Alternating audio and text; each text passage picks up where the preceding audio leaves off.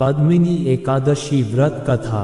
एकादशियों का जिक्र करते हुए अर्जुन ने भगवान श्री कृष्ण से कहा, हे प्रभु, अब आप अधिक मास की शुक्ल पक्ष की एकादशी के संबंध में बताएं। इस एकादशी का नाम क्या है तथा इसमें किस देवता का पूजन किया जाता है और इसके व्रत से किस फल की प्राप्ति होती है। कृपा कर यह सब विस्तार पूर्वक बताएं। भगवान श्री कृष्ण ने कहा, हे अर्जुन, अधिक मास की एकादशी अनेक पुण्यों को देने वाली है। इसका नाम पद्मिनी है। इस एकादशी के व्रत से मनुष्य विष्णु लोक को जाता है।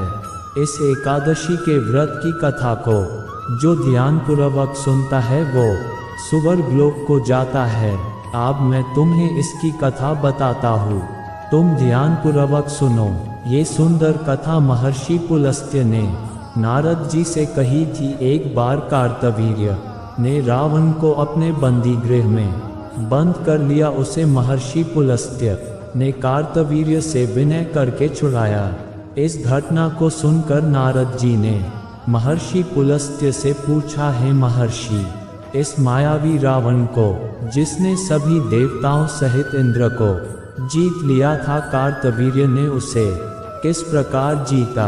कृपा कर मुझे विस्तार पूर्वक बताए। महर्षि पुलस्त्य ने कहा, हे नारद, आप पहले कार्तवीर्य की उत्पत्ति की कथा सुनो। त्रेता युग में महिष्मती नामक नगरी में कार्तवीर्य नाम का एक राजा राज्य करता था। उस राजा की 100 स्त्रियां थीं। उनमें से किसी के भी राज्य का भार संभालने वाला योग्य पुत्र नहीं था। तब राजा ने सम्मानपूर्वक ब्राह्मणों को बुलाया और पुत्र की प्राप्ति के लिए यज्ञ कराए, किंतु सब व्यर्थ रहे।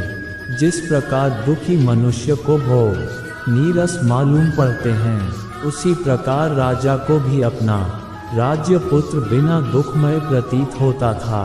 अंत में वह तप के द्वारा ही सिद्धियों को प्राप्त जानकर तपस्या करने के लिए वन को चला गया। उसकी स्त्री राजा हरिश्चंद्र की पुत्री प्रमदा वस्त्रालंकारों को त्याग कर अपने पति के साथ गंधमादन पर्वत पर चली गई।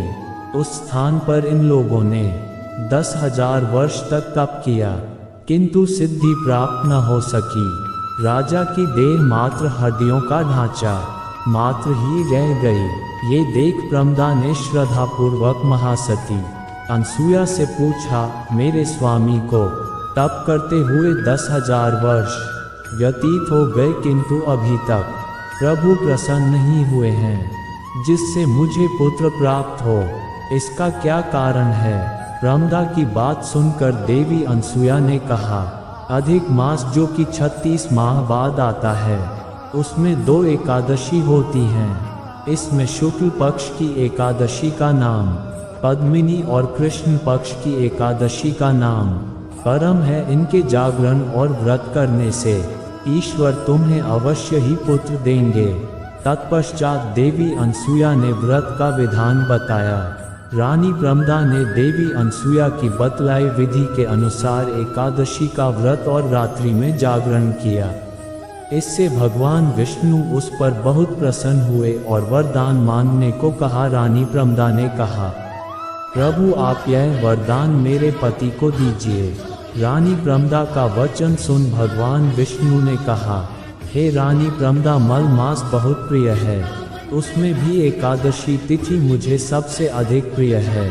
इस एकादशी का व्रत तथा रात्रि जागरण तुमने विधान पूर्वक किया, इसलिए मैं तुम पर अति प्रसन्न हूँ। इतना कहकर भगवान विष्णु ने राजा से कहा, हे राजन, तुम अपना इच्छित वर मांगो, क्योंकि तुम्हारी स्त्री ने मुझे प्रसन्न किया है। भगवान की अमृत वाणी सुन राजा ने कहा, हे प्रभु, आप मुझे सबसे उत्तम, सबके द्वारा पूजित तथा आपके अतिरिक्त देव, असुर, मनुष्य आदि से अजेय पुत्र दीजिए।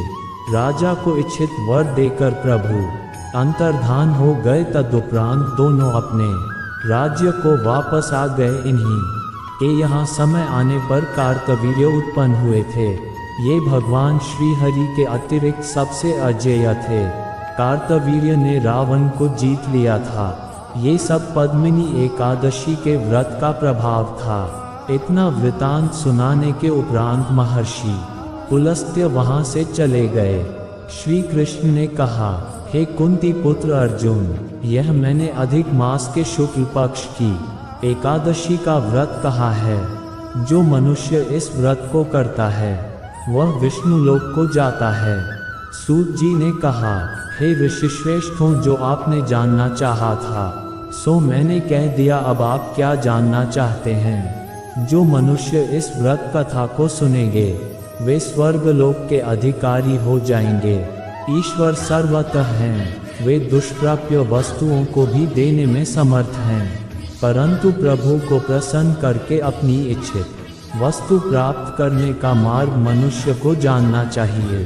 पद्मिनी एकादशी प्रभु की प्रिय तिथि है, जब तप से भी ज्यादा प्रभावशाली। इसका व्रत मनुष्य को दुष्प्राप्य वस्तुओं को भी प्राप्त करा देता है। तो ये थी पद्मिनी एकादशी की व्रत कथा जो आपन सुनी। उम्मीद करता हूँ वीडियो आपको पसंद आई होगी। चैनल को सब्सक्राइब करें। श्री कृष्णा आपको खुश और स्वस्थ रखे। जय श्री कृष्णा दोस्तों।